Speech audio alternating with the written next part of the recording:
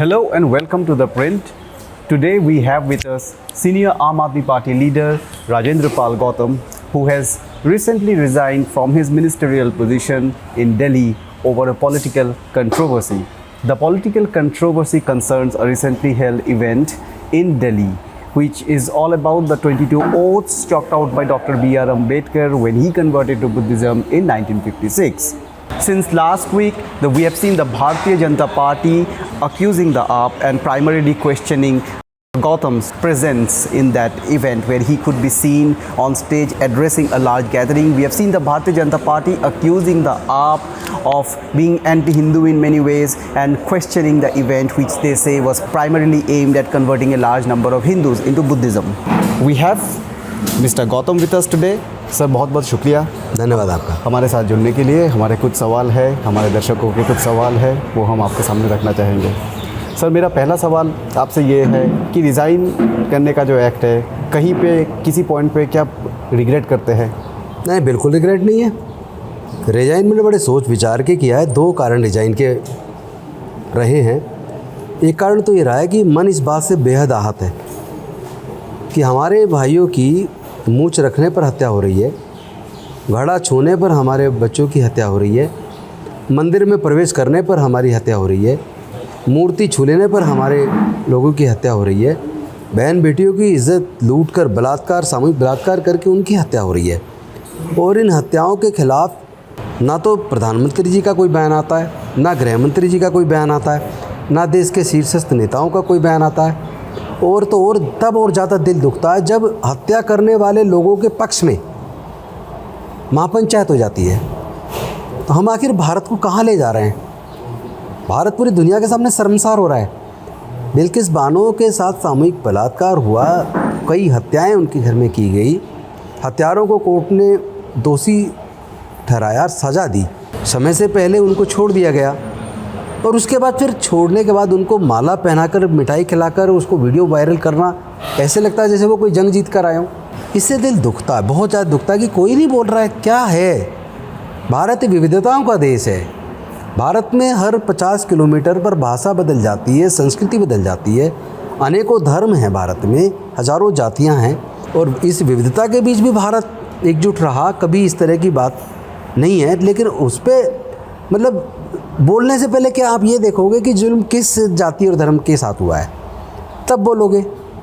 ऐसा भारत बनेगा, ये भारत को शर्मसार करने वाली घटना है। तो मैं इन दो बातों से मैं बहुत ज़्यादा आहत और दुखी था। और दूसरा जो कारण था वो ये था कि जिस तरह जो दीक्षा का प्रोग्राम अम्बेडकर भवन में हुआ, मिशन जय भीम ने उसको आयोजन किया, the Buddhist society of India ने आयोजन किया, ये तो पिछले सालों की भांति किया है, ये पहली बार नहीं हुआ है। 14 अक्टूबर 1956 को इस जातिगत प्रताड़ना से परेशान होकर और उसको सुधारने का प्रयास किया, लेकिन सफल नहीं हो पाए। तो डॉक्टर बाबा साहब अम्बेडकर ने बुद्ध के धम्म की दीक्षा ली और अपने लाखों अनुयायियों को बौद्ध के धम्म की दीक्षा दिलवाई और उनको ये 22 प्रतिज्ञाएँ सब ने दोहराई। तब से आज तक हर साल अशोक विजयदशमी के ऊपर भारत में हज़ारों जगह पर आयोजन होते हैं और उन आयोजनों में ये 22 प्रतिज्ञाएँ दोहराई जाती हैं। और उनमें तो बीजेपी के मुख्यमंत्री फडणवीस शामिल हुए हैं। बीजेपी के इस बार के आयोजन में नितिन गडकरी और रामदास अठावले केंद्रीय मंत्री के तौर पर शामिल हुए हैं। उन्हीं 22 प्रतिज्ञाओं को मिनिस्ट्री ऑफ एक्सटर्नल अफेयर्स ने प्रिंट करवाया, छपवाया एक पुस्तक के रूप में, doctor Ambedkar writing and speeches के अंदर वॉल्यूम 17 में, और लेटेस्ट वाली वॉल्यूम 40 के अंदर। और वही 22 प्रतिज्ञाएँ शिलालेख पर लिखवा कर नागपुर की दीक्षा भूमि में लगाई है सरकार ने। तो फिर नफ़रत क्यों? इसका मतलब मुद्दा 22 प्रतिज्ञाएँ हैं नहीं। इन टोटल 22 प्रतिज्ञाओं को पढ़ोगे तो बहुत अच्छी हैं, ठीक है। आप उसे पार्ट में, टुकड़े में पढ़ रहे हो, और ना केवल पढ़ रहे हो, आप उसके बड़े बड़े पोस्टर होर्डिंग लगा के उसको गुजरात में लगा रहे हो और अरविंद केजरीवाल को, मेरी पार्टी को बदनाम कर रहे हो, जबकि इस आयोजन से मेरी पार्टी का कोई लेना देना नहीं है। अरविंद केजरीवाल जी को पता भी नहीं है, मेरी पार्टी को पता भी नहीं है। मैं एक इंडिविजुअल कैपेसिटी के अंदर उसमें शामिल हूँ और मैं तो 25-30 साल से शामिल होता रहा हूँ, कोई पहली बार नहीं हुआ। तो इस तरह जिस तरह की इन्होंने प्रपंच किया और ये घटिया जो राजनीति करने की कोशिश भारतीय जनता पार्टी कर रही है, ये जो हिंदू कार्ड को फिर से खेलने की कोशिश कर रही है, क्योंकि बीजेपी हार रही है गुजरात में। बीजेपी ने एक भी वायदा अपना पूरा नहीं किया, क्योंकि अरविंद केजरीवाल जो काम की राजनीति कर रहे हैं वो जो एजुकेशन और हेल्थ, सरकारी खर्चे में सबको क्वालिटी एजुकेशन हेल्थ मिले, लोगों को रोज़गार मिले, सम्मान का जीवन मिले, महिला सुरक्षा हो, मज़दूरों के लिए अच्छी व्यवस्था हो, बुज़ुर्गों के लिए अच्छी व्यवस्था की है।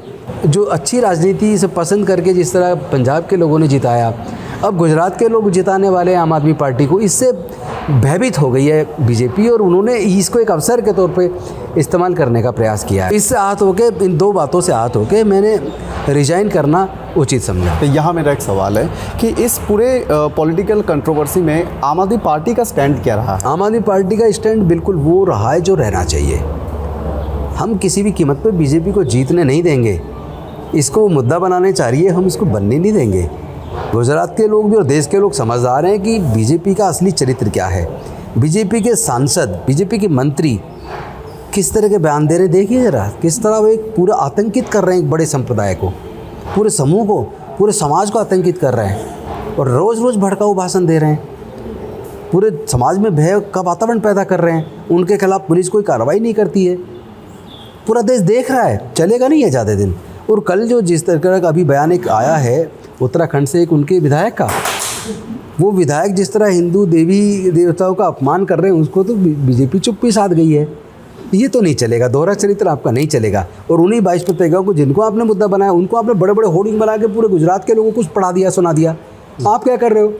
सर चुप्पी से मुझे कुछ याद आता है यहाँ पे अरविंद केजरीवाल जी ने भी एक साइलेंस मेंटेन किया है और पार्टी में भी कोई इस मुद्दे के बाद, आपके इस पॉलिटिकल कंट्रोवर्सी के बाद आपके डिफेंस में नहीं आया है या ओपनली नहीं बोला है। देखिए, राजनीति में समय और परिस्थिति के हिसाब से निर्णय लिए जाते और लेने चाहिए। आज बीजेपी को हराना ज़्यादा महत्वपूर्ण है। बाकी राजेंद्र गौतम एक छोटा कार्यकर्ता है, कट्टर अम्बेडकरवादी, कट्टर ईमानदार देशभक्त है, न टूटेगा, न झुकेगा, न डरेगा। और मंत्री पद मेरी नज़र में बहुत छोटा है।